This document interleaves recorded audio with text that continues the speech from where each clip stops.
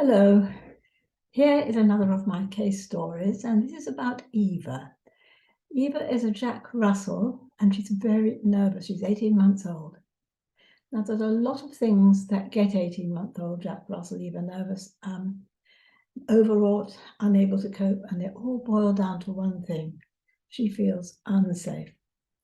This list includes traveling in the car, being overactive to people, throwing herself at the door when there's a knock, noise sensitive, and anything that's sudden. She loses it when they're out walking and there's a situation she can't cope with. She becomes frantic when someone approaches them. It's hard to imagine what it must be like from the moment you wake up to feel so vulnerable to everyday things around one. So each thing they treat as a separate problem, something they need to stop. I see them all as aspects of the same thing, vulnerability and panic. She needs to feel protected, while the lady and gentleman work on helping her to feel less vulnerable, to feel more confident. The more bits we get into place, a bit like a jigsaw puzzle, the better the whole picture. One thing affects another.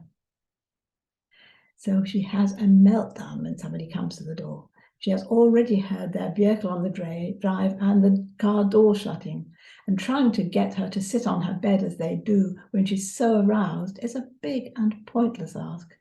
The fear of arousal needs dealing with first. So they will immunize her to sudden knocks. They will do this by creating knocks themselves all over the place, including the front door. And a knock will herald food.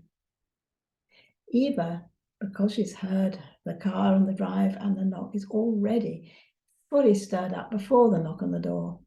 So they will work on desensitizing her to those things also. Every car on the travel will now herald a handful of kibble on the floor, or maybe her ball. She loves her ball. Ball and food need to be kept to hand at all time because there isn't time to go and get it. Consistency is important. Eva doesn't feel safe at home when someone comes towards the house. How must she feel when she sees approaching person out and trapped on a lead? So she has two kinds of walks. They're either quiet walks starting from home, largely off lead, and the worst thing they encounter are tractors, or what they call the best walks, more challenging walks to Eva that start by going in the car. As soon as she knows she's getting into the car, Eva shakes with fear.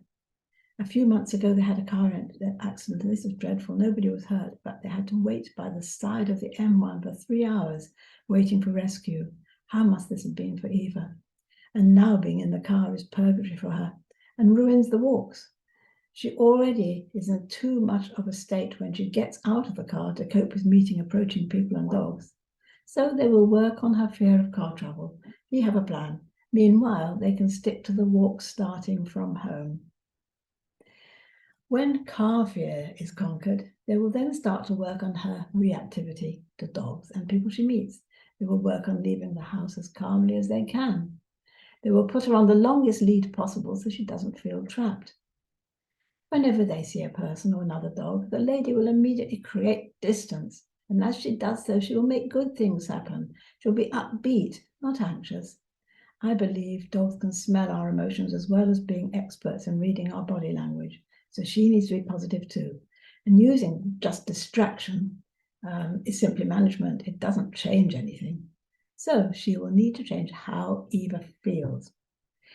Before moving away, the lady will point out to the person and rejoice that there's a person. Now move away and all the time make good things happen. So they will deal with each of the various small issues gradually. Each will contribute to the whole picture of building up Eva's confidence.